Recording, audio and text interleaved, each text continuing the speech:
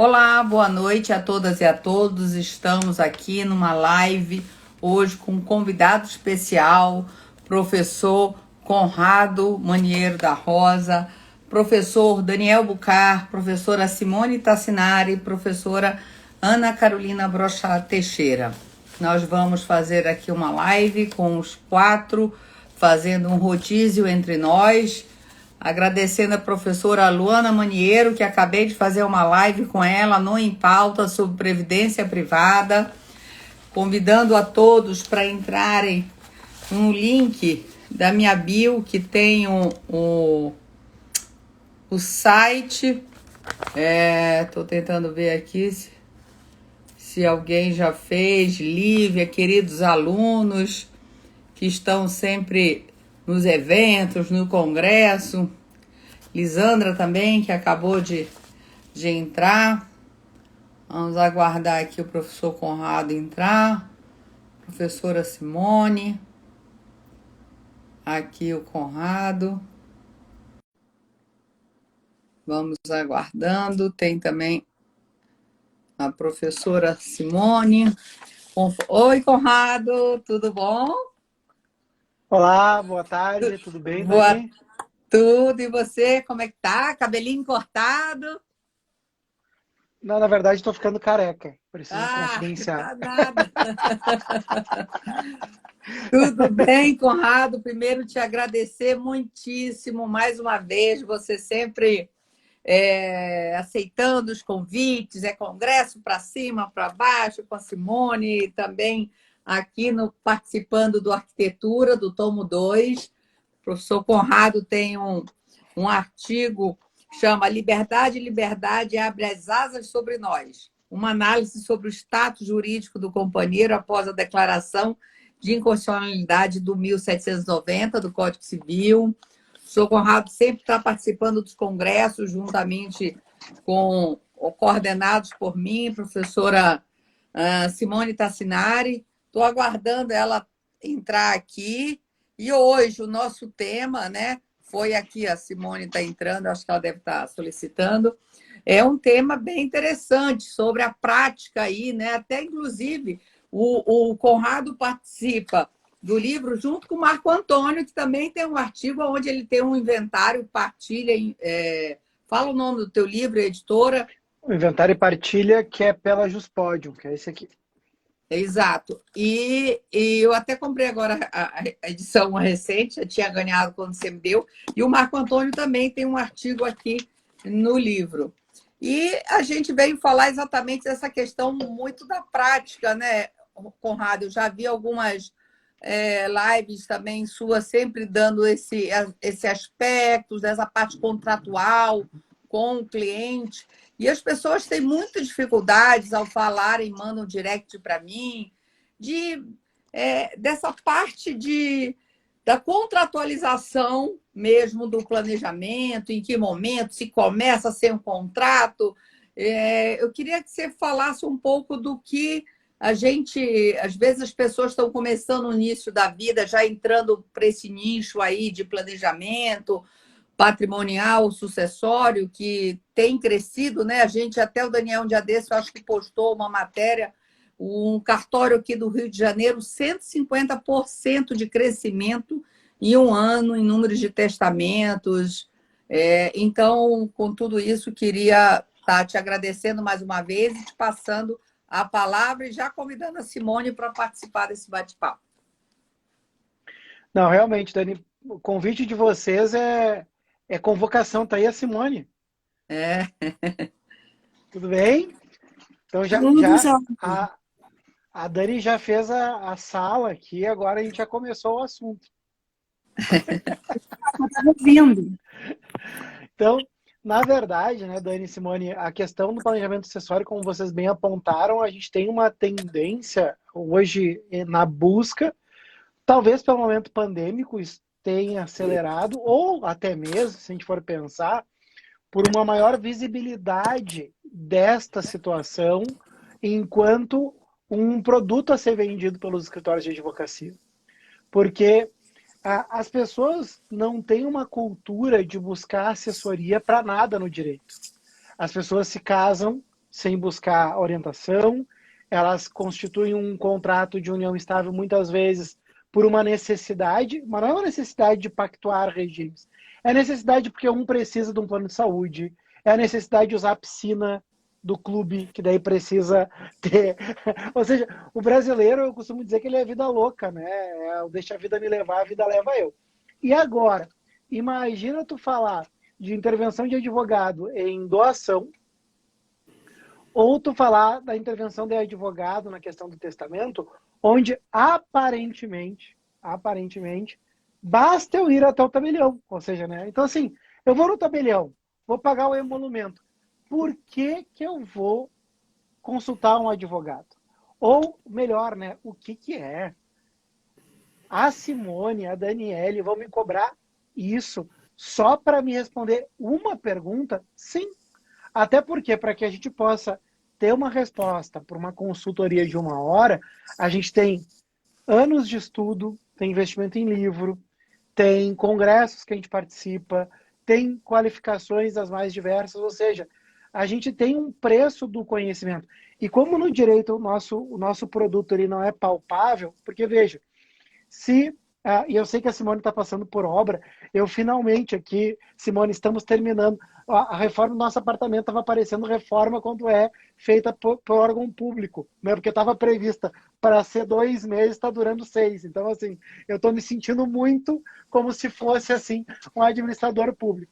Mas veja, se chega um marceneiro e te faz uma proposta, muitas vezes as pessoas elas conseguem até precificar, porque, veja, elas vão encostar nos móveis, elas vão usufruir daquele imóvel. Agora, veja, nós, assim como esse marceneiro ou o arquiteto que fez o desenho desse projeto, foi preciso estudo, foi preciso investimento para que isso acontecesse. E é chegada a hora que nós tenhamos também essa conscientização por parte dos profissionais de carreira jurídica que todo mundo tem um preço de hora técnica. Seja um marceneiro, seja o cidadão que instala o split na tua casa, seja a tua arquiteta, ou seja, aí, Dani, veja e Simone, que a questão do planejamento sucessório ele é um produto a ser vendido. Agora, esse produto ele precisa ser quantificado nas horas de dedicação que cada um dos profissionais ou das profissionais envolvidas vão precisar investir em tudo isso. E agora, isso decorre muito do comportamento do advogado e da advogada. Eu sei que, por exemplo, quem nos assiste no interior de estado tem muito mais dificuldade do que nós que moramos numa capital de fazer cobrança, quer da consulta ou quer dessa consultoria. Só que tudo isso se faz por meio de costume. Porque, veja, mesmo quem é de uma cidade muito pequena que nos assiste nesse momento, ninguém chega num consultório dentário, odontológico, com a expectativa de que aquele dentista vai atender gratuitamente. Por que as pessoas vão num escritório de advocacia e fazem isso? Porque tem um fulano que faz. Bom, o fulano é bem possível que ele não tenha uma especialização em determinada área, é bem possível que ele vai botar no Google para saber como é que se faz aquilo. Veja, ele não vai nem estar o trabalho, porque, veja, não é feio não saber. O feio é realmente eu não procurar ajuda, eu não estabelecer parceria. Eu acho que é isso que a gente precisa mudar nessa cultura. E agora que o Daniel chegou, eu vou deixar o Daniel e a Simone falar, que é muito melhor do que eu ficar falando aqui com você. A gente tem perguntas, Conrado. O professor Outramar está ali, os nossos alunos, nossos colegas do IBDFAN dando um abração. A gente abriu caixinha. E quando a gente abre caixinha, tu sabe que o pessoal pergunta, né? Tem uma pergunta aqui que é Bárbara. Eu estou começando, Conrado. Como que eu faço para encontrar as pessoas, para saber que as pessoas... E aí eu acho que a sexta pergunta foi o contrário. Eu já tenho 20 anos em outra área. Como que eu faço para encontrar esses clientes e como que eu faço essa transição, né? Então, 2 pontas. O povo que começa e o povo que está na transição, assim. Em primeiro lugar, né? Quem não é visto não é lembrado. E é uma situação essencial. A gente ainda se encontra em um momento pandêmico e que normalmente as estratégias de visibilidade elas se modificam.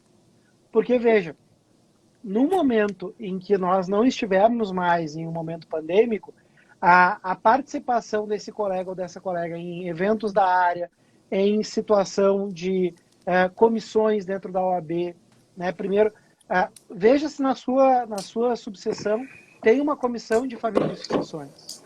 Veja se no seu estado, certamente tem um IBDFAM, mas se tem um núcleo regional do IBDFAM. Porque, veja, você precisa ter visibilidade. E que, neste momento, a gente não tem eventos presenciais.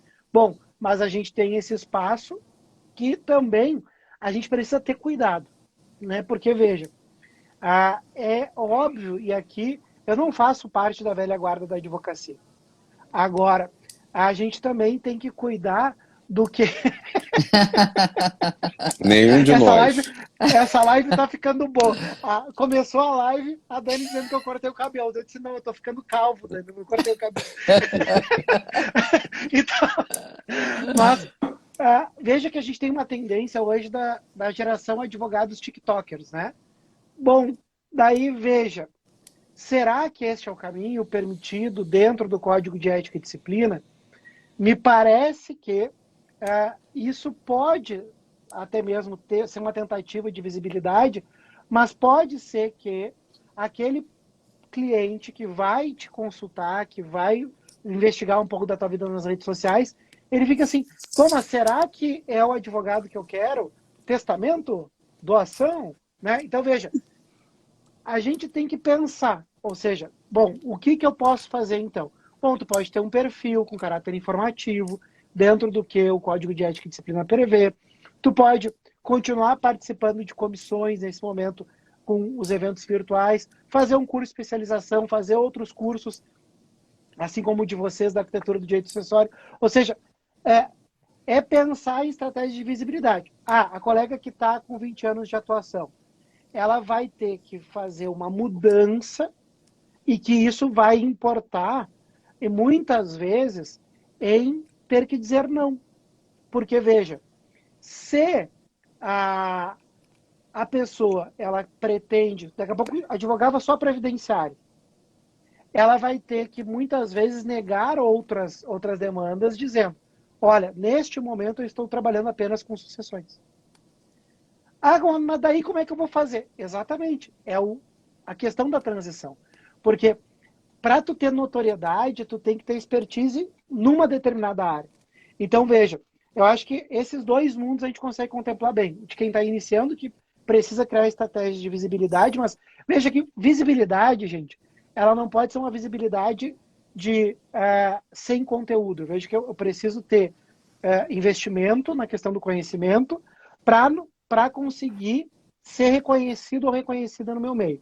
Para quem está em fase de transição, é realmente começar a marcar e talvez fazer a mesma estratégia do iniciante, mas para aqueles seus clientes já consolidados, começar a dizer, olha, eu estou num outro momento da minha carreira, eu agora estou direcionando para a questão do direito sucessório. Então, eu vejo que essa aí pode ser uma boa estratégia para quem está começando, para quem já tem mais tempo de caminhada.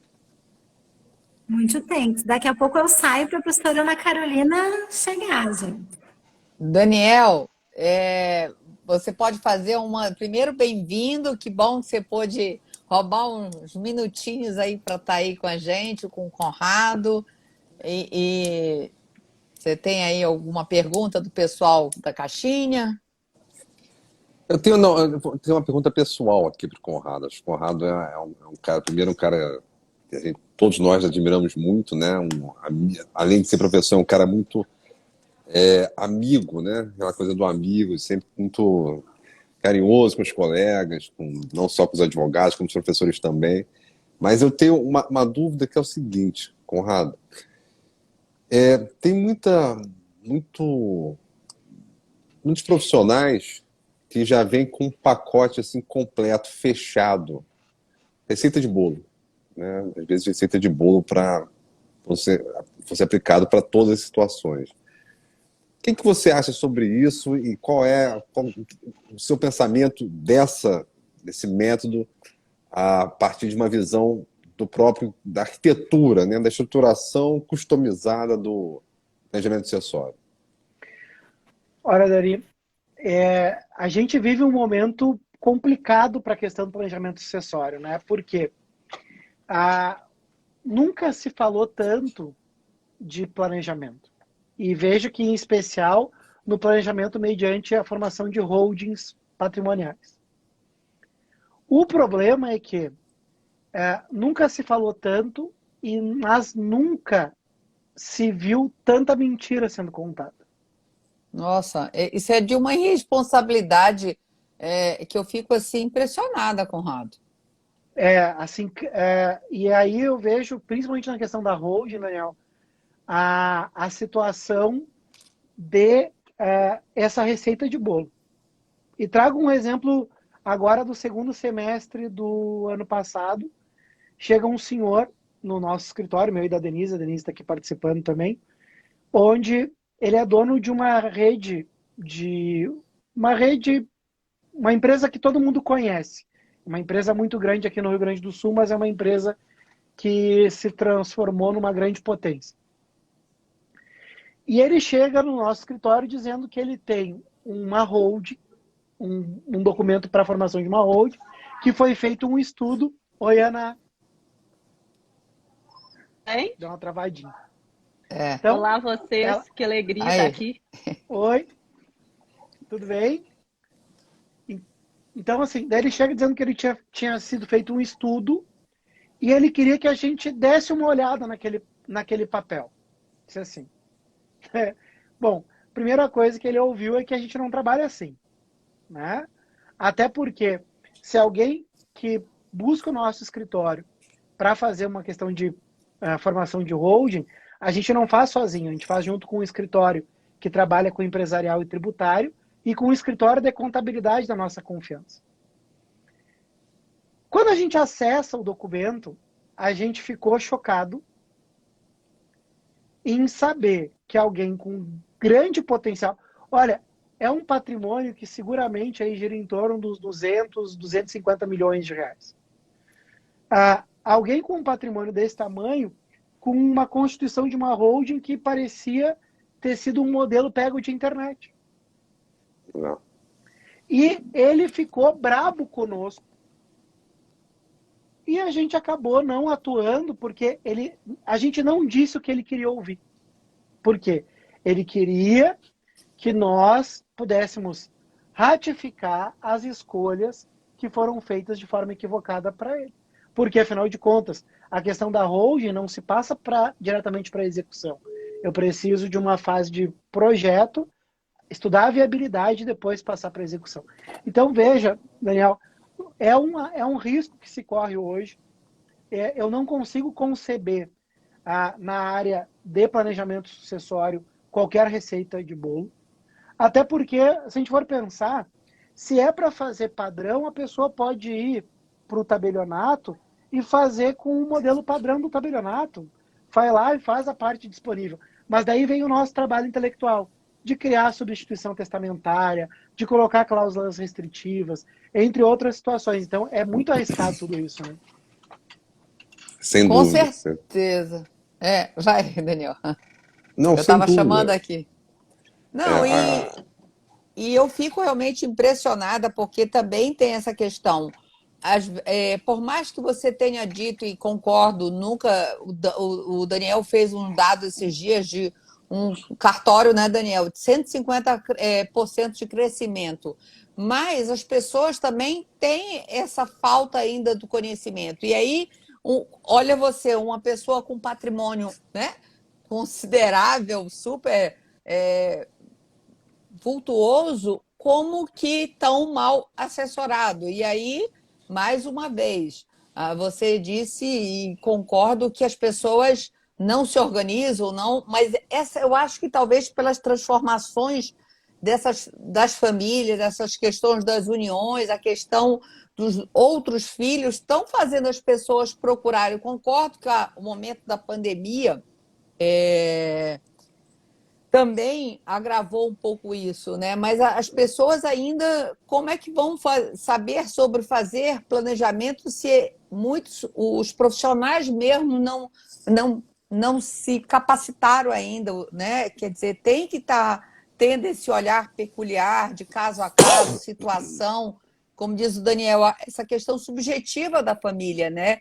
De não ter essa receita de bolo e, pelo contrário, ter essas... Mas isso é uma dificuldade na nossa advocacia e eu acho que é por isso que a gente tenta, através dos livros, da doutrina, de congressos, de curso, tá desconstruindo isso, né? Mostrando que da necessidade também da sociedade e também do profissional de se adequar, se capacitar com qualidade, não de uma forma que anda um pouco inconsequente por aí, né? É que a gente tem uma situação hoje que eu comprei um livro recentemente de uma autora colombiana que eu ainda não li, mas que o título me chamou muita atenção, que diz assim: "E por olhar tudo, nada havia". É o nome do livro. E a questão das redes sociais, elas implicam justamente nisso. A gente tem um acesso muito grande à informação, mas não necessariamente quer dizer que as pessoas conseguem consumir um conteúdo de qualidade. E segundo, as pessoas estão muito mal acostumadas por acreditar que todo o conteúdo ele vai ser gratuito. E a gente tem que perceber que nós estamos numa área do conhecimento que nós não temos como produzir cientificamente conteúdo puramente gratuito sem que exista uma contraprestação. Ou seja, não é por acaso que um curso de graduação em Direito ele tem um preço, não é por acaso que qualquer nível de capacitação, quer mestrado estrito sensu ou lato sensu, tem um custo, assim como hoje o momento pandêmico acelerou espaços de qualificação, como a arquitetura do direito sucessório, como lá o direito em prática meio do Cristiano, onde tem um preço envolvido, até porque os professores que oferecem um conteúdo precisam ter uma contraprestação de serviços prestados, assim como qualquer outro profissional autônomo. E não há condições de se produzir conteúdo gratuitamente, porque, afinal de contas, todos são profissionais que dependem da sua remuneração. Então, assim, no mínimo até desrespeitoso que a gente muitas vezes enfrenta nas redes sociais. Eu recebo diariamente um número enorme de directs, onde eu me disponho muitas vezes, quando eu tenho tempo, a responder com os artigos de lei. Mas as pessoas elas querem fazer consulta sem pagar. Sendo que a consultoria é uma das minhas atividades profissionais enquanto advogado. E as pessoas ficam bravas. Ou seja, então assim, a gente inverteu os valores. Hoje o desrespeitoso se dá ao luxo de ficar brabo, quando na verdade ele tinha que ficar constrangido. Então, na verdade, a gente cria uma ilusão hoje. Tem muita gente que acredita que vai acessar conteúdo de qualidade de forma gratuita. Conrado, quer dizer que eu não posso acessar conteúdo de forma gratuita? Tu vai acessar. Só que certamente um espaço de uma live como essa, tu vai ter pequenos flashes a respeito de um conteúdo extremamente profundo. Agora, o que não dá é a pessoa acreditar que assistir lives sem investir num curso, sem comprar livro e sem ter a oportunidade que esse profissional forme o próprio convencimento, e formar o próprio convencimento só vai dar sentando a bunda na cadeira e estudando. E isso dói, né? Isso dói, assim como dói para cada um de nós no meio dos nossos afazeres, ter que estudar, ter que investir em curso, ter que estar se qualificando, né? Tu sabe que muita gente aqui, talvez não saiba, mas nós quatro aqui, e a Ana que está assistindo, nós temos um grupo de estudos que a gente se reúne uma vez por mês. E uma vez eu falei isso e os alunos da graduação: como assim grupo de estudos? É um grupo de professores doutores para estudar.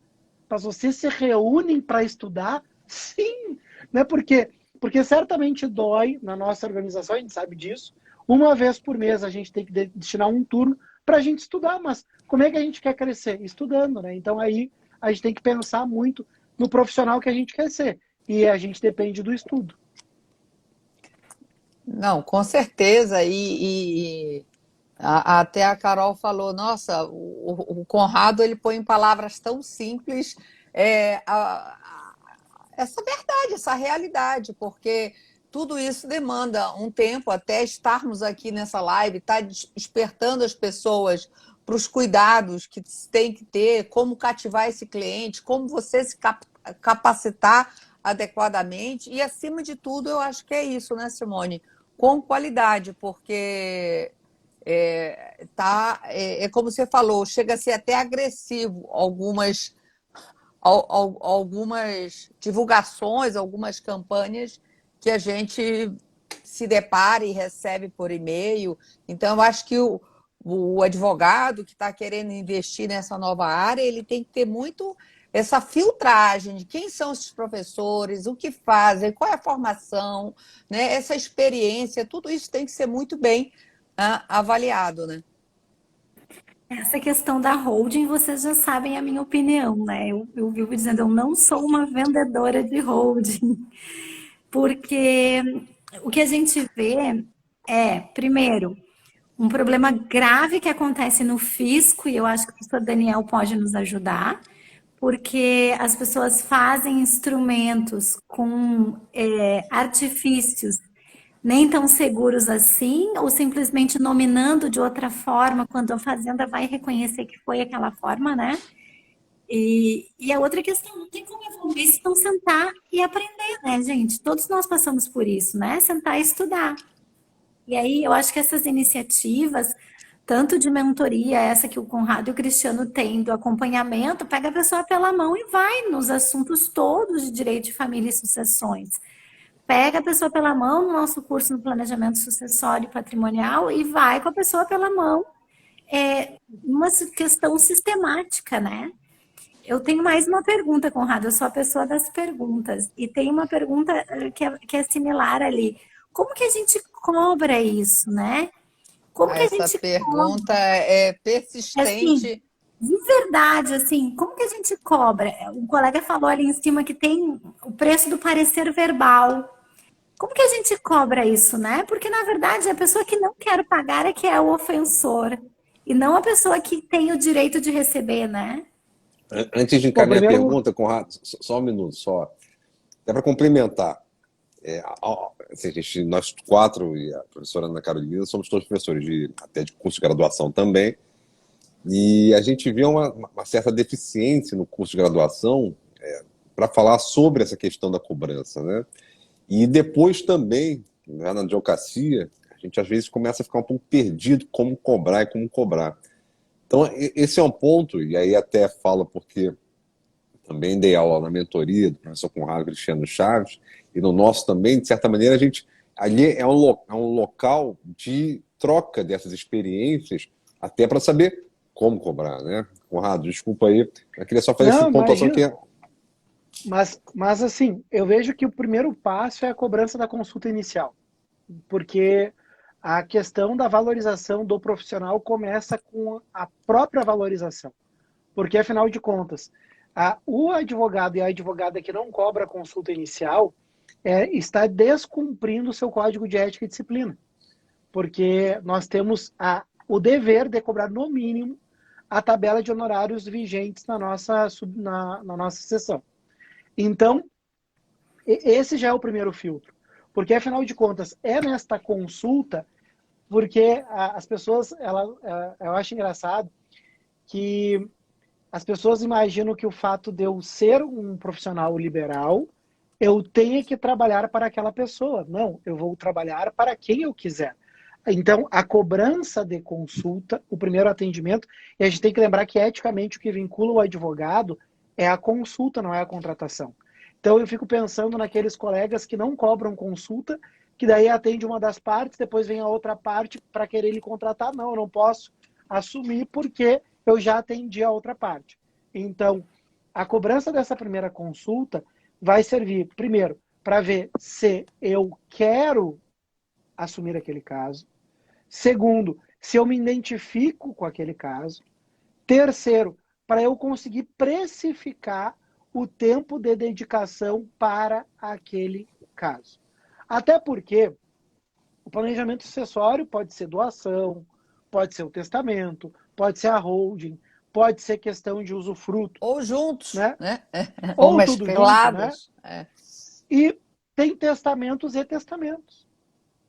A gente sabe que muitas vezes o que a pessoa ela deseja, não, o que eu quero é deixar minha parte disponível para o fulano não tem grande complexidade patrimonial, não vai se fazer legado, tu consegue sugerir substituição testamentária, ou seja, tu vai ter um testamento aí em que a redação e a construção dessa minuta não vai ser tão complexa. Bom, tu já sabe aí que talvez a cobrança vai envolver 2, 3 horas técnicas pela tabela de honorários vigente ou por aquilo que você tem. Porque, veja, o fato de nós termos uma hora técnica no código na sua tabela, na sua subseção, não quer dizer que a hora técnica da subseção seja sua. Porque, afinal de contas, cada um sabe o quanto custa a sua hora técnica. Então, daí tu vai quantificar. Agora, recentemente a gente teve uma situação de uma consultoria, num processo que eu identifiquei na consulta, que aquele testamento ia depender de uma série de reuniões com o casal e que seguramente ia envolver propriedade rural, ia ter cláusulas restritivas, ou seja, ia ser uma construção bastante complexa. Isso tem que ser precificado, porque eu tenho que pensar quantas horas eu vou me dedicar para aquilo, quanto tempo eu vou demorar para atender até levar a realização, e a gente apresenta esse valor para o cliente. Ah, ele não quis, eu perdi. Não. Na verdade, o que você fez você ganhou a oportunidade de não se sentir violentado. Por quê? Pior sentimento que tem na advocacia é você sentir que cobrou mal. Porque daí, cada andamento que você vai fazer nesse processo, tu vai fazer na força do ódio. E então, assim, eu vejo que a questão da cobrança da consulta, da primeira consulta, é o primeiro freio. Por que freio? Quem não tem dinheiro para pagar a consulta, não vai ter dinheiro para pagar teus honorários. Ah, Conrado, mas tu está sendo elitista. Não. Meu lugar de fala é advogado privado.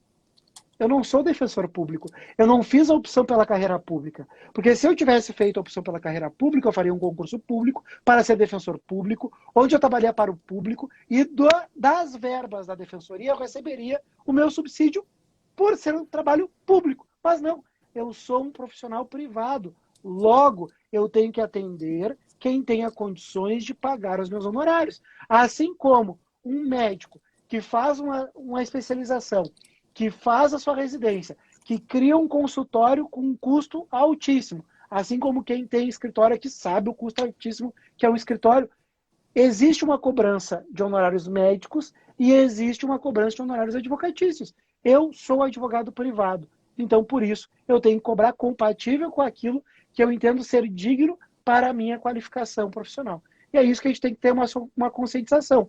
Nós somos profissionais, assim como eu não posso chegar para a caixa, para atendente do supermercado e dizer para ela, olha só, eu estou sem dinheiro agora, posso levar e pagar depois? Eu não vou sair de lá com as compras do supermercado.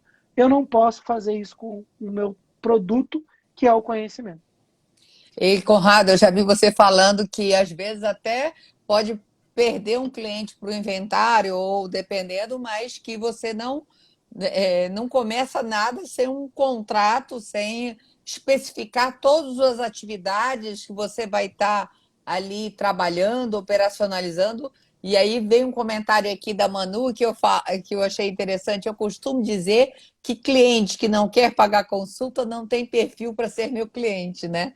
Então, exatamente, é bem isso mesmo, essa pré-seleção inicial, né? A Carol acho que não está conseguindo entrar. A Carol acabou de me mandar mensagem dizendo que está congelando toda hora, que ela não vai conseguir trocar comigo. Mas então eu faço perguntas, gente. Porque Tá, tem então faz, que a gente está indo para a reta final Eu aí do adorei o Conrado. jeito que essa pessoa colocou aqui. Deixa eu só botar. A pessoa botou assim: existe alguma pegadinha na contratação do planejamento? Alguma coisa que a gente tenha que se cuidar muito? Adorei a pergunta. Na verdade, a pegadinha é o cuidado na contratação. Porque, afinal de contas, quantas vezes eu percebo, porque uma das nossas atividades também no escritório é atender advogados de outros estados, ou até mesmo aqui de Porto Alegre. Até o momento pandêmico, ele acelerou muito isso. Eu tenho entendido muitos colegas que estão lá com um processo no seu escritório e querem dividir a sua preocupação, não sabe por qual caminho seguir. E eu escuto muito de colegas que fizeram o contrato naquele inventário colocando assim, o inventário dos bens deixados por o senhor fulano de tal e todas as ações decorrentes do inventário. Eu digo para a pessoa, faz o seguinte, já pega o teu carro, a chave do teu carro e entrega para essa pessoa. Porque é mais digno, porque afinal de contas, assim, se é para perder dinheiro, já perde agora de largada, entrega o teu carro, entrega o teu celular, porque veja, não dá para mensurar quantas ações podem ser incidentais ao inventário. Anulação de testamento, indignidade, colação, sonegados, enfim. Então, acho que a pegadinha aí que a colega quis dizer é eu conseguir definir. E isso precisa ser feito desde a proposta. O que eu estou propondo? Eu estou propondo a realização, o acompanhamento da escritura pública de doação. É isso que eu estou me propondo. Ah, não, mas agora eu tive uma ideia que eu quero fazer testamento. Então, vou fazer um contrato dizendo que eu estou fazendo testamento público e o meu trabalho envolve realização de até 2 encontros. Nesse momento, eu tenho colocado nos meus contratos que os encontros são virtuais. Porque o cliente diz assim, ó, não tem problema, eu não tenho medo. Dane-se, eu tenho. Ou seja, eu estou em home office já desde março do ano passado. Então, assim, se tu não tem problema, se tu não tem medo, eu tenho. Né? Enfim, então eu coloco lá, realização de 2 encontros virtuais para os esclarecimentos. Um acompanhamento da minuta da escritura, sabe? Então é colocar muito bem qual é o serviço que você está propondo. Ô Conrado, o teu contrato, ele tem discriminado exatamente qual é o trabalho que vocês vão fazer, né? Uma vez eu li assim, específico, não tem nada assim, ó, realizar o planejamento sucessório da pessoa. Isso não existe, né? Não, até porque quando a gente faz o contrato, a gente já sabe qual é a estratégia. Então, eu já sei qual é a estratégia. Então, ali eu vou propor e esclarecer qual é o serviço que está sendo contratado. Porque, afinal de contas, fazer o planejamento sucessório é uma vida, né? Quantas vezes eu recebo direct a pessoa assim, ó, professor, quanto é que eu cobro para fazer planejamento sucessório? E Conrado, você também falou, e isso é importante, nós estamos falando aqui para várias regiões do Brasil, de interior, de capital, então que tem todo um mercado diferente, né? Nós vimos aí gente de Goiás, Sergipe, trazendo e tem todo essa... mas, de qualquer forma, ter isto como norte, né? Como dentro de cada realidade da sua cidade, do mercado, mas ter esse padrão nesse sentido, né? A verdade é assim, eu e a Denise, a gente diz isso muito no escritório. Tudo que nos é combinado não nos é caro. Ou seja, a gente precisa, e tudo que começa bem, termina bem.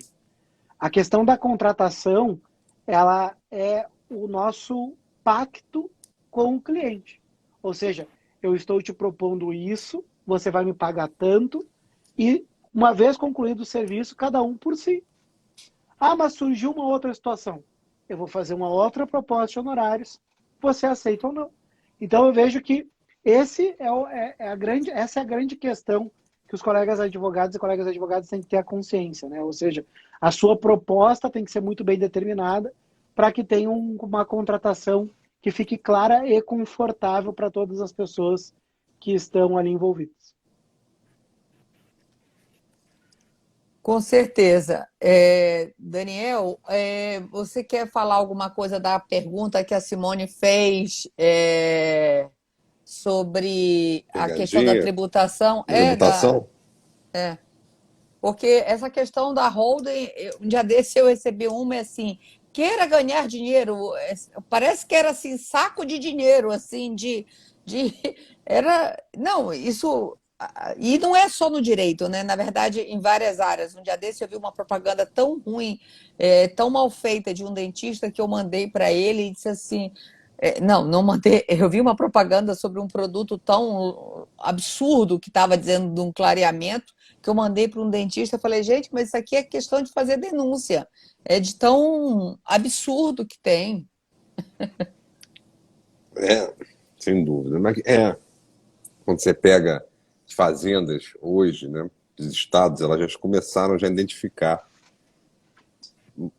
falhas no planejamento sucessório a partir de holding. E elas já não mais, a maior parte dos estados, já não mais cai na história de que aquilo ali seria feito só por valor do capital integralizado, patrimônio líquido apenas, com os valores dos imóveis amortizados. Hoje a gente tem aqui muitas fazendas que já olham, tem imóvel imobilizado no estoque, já manda via o valor de mercado, que isso vai dar uma barafunda danada no final da própria apuração de haveres na fazenda. Então, de fato, assim, não é que a holding não seja possível fazer. A pessoa só tem que saber o que está fazendo, né?